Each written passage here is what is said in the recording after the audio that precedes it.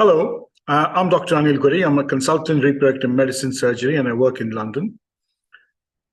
Thank you very much for ACE for having me around to be able to present the talk. And I'm going to talk on a random start, talking about my experience and a few tips which will help us and guide clinicians who are embarking on this path to be able to use this technique in able to help patients. Now, at the end, what do we want? We want to have patients having good success. We want to help those patients with poor response.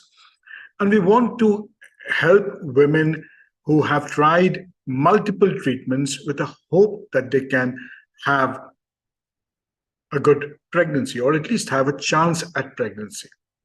Now, as you know, that any new technique comes up with a hype. And as research goes, is you tend to have a huge number of followers. And by the time a few years goes by, the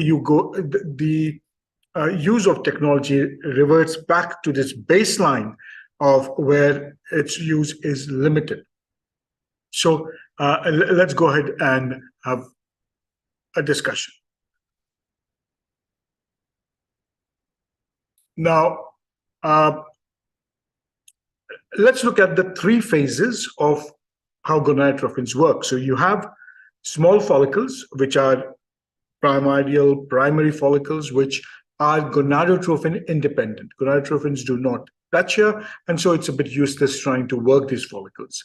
Second are antral follicles, and they range between 3 and 7 millimeter, and these are the ones which are gonadotrophin sensitive. Those which are 1 to 2 millimeter are less likely to be gonadotrophin sensitive, and counting them does not really give you an idea of how stimulation should go on. And the final phase is gonadotrophin dependent, which means that you can only further the growth of the follicles by giving FSH.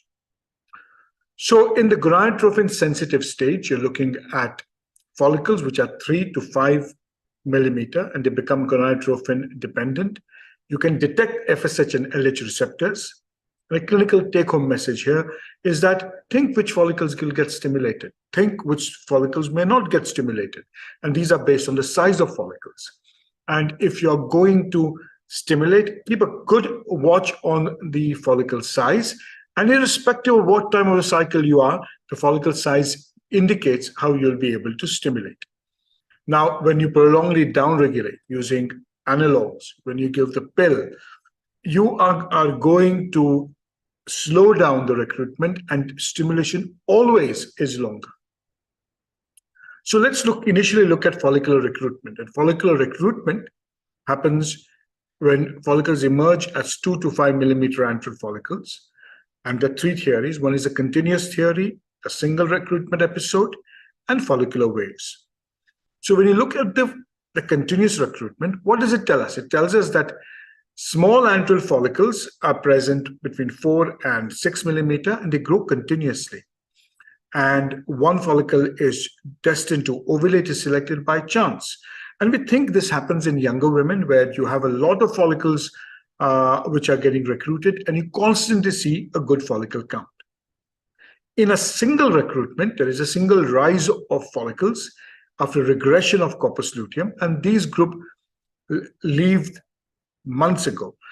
I think this also happens as women get older, and when the follicle recruitment is varying and it gets slower, you are more likely to see that a single recruitment episode. And then we also know that follicular waves happen. And why is it important is that for any form of a random start or random stimulation or dual stimulation, we are planning to use this concept. Follicular waves are that there's a wave of follicular recruitment and the growth of antral follicles. We often see two follicular waves, but remember there's only one ovulatory cycle as humans. You see between 4 and 5 millimeter follicles 2 to 3 times in a cycle. And as women have longer cycles, they may end up seeing 3 follicles. And this is what tends to happen is you initially see a growth of antral follicles, ovulation happens, and around that time in the luteal phase, early luteal phase, you can start seeing the growth of follicles also. Sometimes you'll see 3 waves, and one ovulatory cycle. And if you scan women, and I do a large number of our treatments, I do our random starts and based on good follicle count. And I call that chasing the antral follicle. And I jokingly call it the Goodies technique of chasing the antral follicle. And it has been used by many, and it seems to work in some women. Also remember that the luteal phase, the late luteal phase, starting from 24 to 28 days in a 28-day cycle, is the best recruitment window. It's the largest recruitment window that you can get, basically because the FSH and LH levels are at their lowest. So you are more likely to get a better stimulation. So finally, you come to gonadotrophin dependent state, where your stimulation protocols, a dose of stimulation, tend to work. So if you go back to IVF, what does it tell us? It tells us that the role of controlled ovarian stimulation, get more follicles, get more oocytes, stimulate and induce ovulation, and the entire concept is based on increase of strength.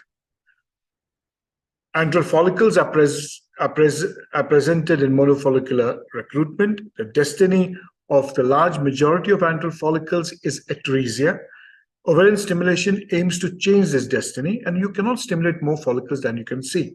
And also remember that at just before the later part of the cycle, you are more likely to see a better antral follicle count. Number two, think of what you are encountering and think of the resistance. So much of our failures are not understanding the resistance under which you're functioning.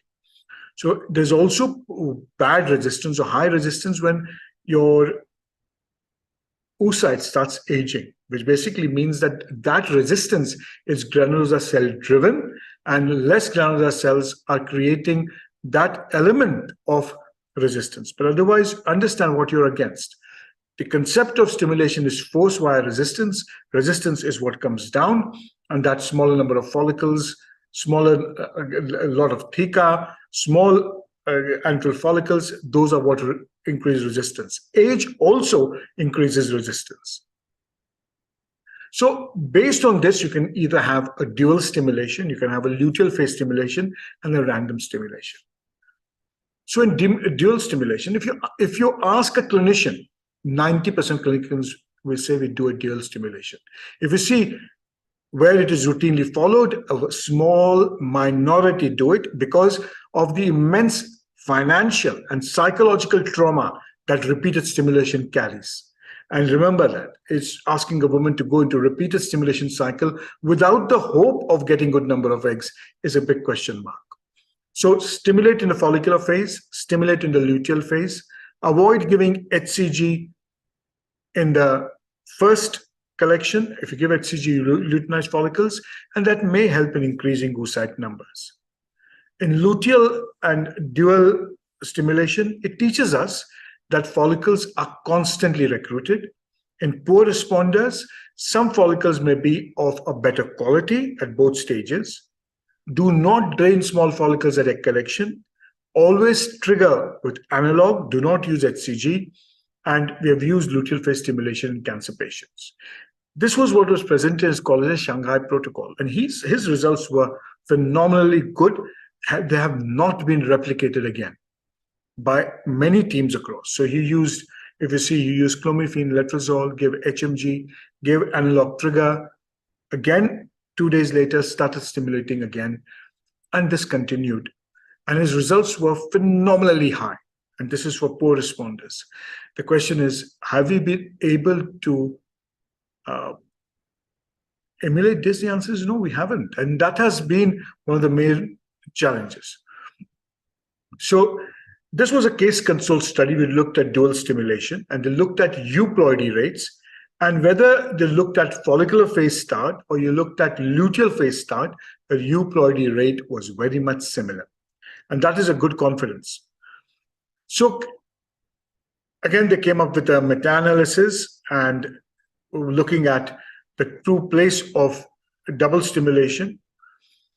And there were 9 studies taken into consideration. The length of stimulation did not show a difference. Cancel cycles did not show a difference.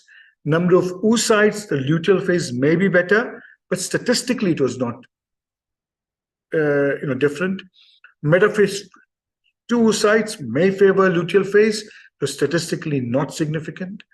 Fertilization rates were similar. Live birth rates were not statistically different.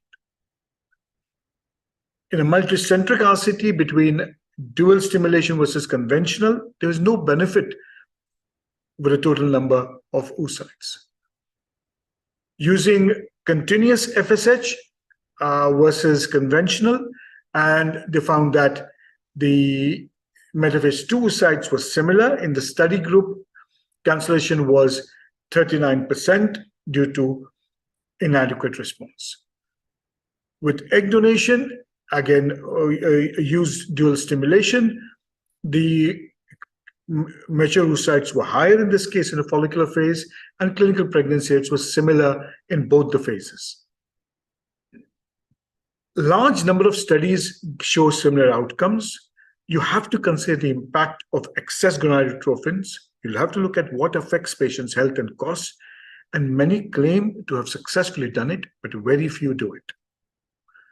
So when can it work? And that's my practical tip. Look at the antral follicle count at trigger. If you have 5 or 6 antral follicles which are small, give an analog trigger and you can start the stimulation. If you don't see follicles on the day of trigger, small follicles, please do not start stimulation. You're not going to see new follicles come up. So these are some of my drawings. So if you see follicles like this, large follicles, you have seen 5, 6 small follicles. Do not give HCG, give analog trigger and try and stimulate the next day. So for that, you need to know whether this woman has a fixed follicle count or a variable antral follicle count. Now, women who have a variable antral follicle count, who will have different follicles at different times, will show a better response. So again, understand the ovary. And scan, and the ovary will tell you. The bigger the ovary, they are more likely to have a better antral follicle count. Ovaries that are small are more likely to have a fixed antral follicle count. It's not rocket science. It's very much understanding what you see when you start doing an ultrasound scan. So that's in short about certain tips. I'll say, if you're treating a poor responder, I will say have the patience to stand back and understand the ovary. Try and understand whether you've got an ovary that has, on the basis of low AMH, an ovary that has a variable count. And how do you know that? Measure the size of the ovary. A good size ovary will have a variable count. Stimulate at that time. It does not matter which time of the cycle. You can stimulate anytime. Women have less spontaneous LH surge when you stimulate in the luteal phase. These are many of the concepts which are new, and I think we are understanding them better as we go. Remember another thing, that everything in medicine cannot be proved, and sometimes you have to follow your gut, and you have to follow your understanding of basic physiology, and you have to trust the science that goes behind nature. If you have any questions, you're free to email me. I'm sorry I could not do a live talk. Thank you very much.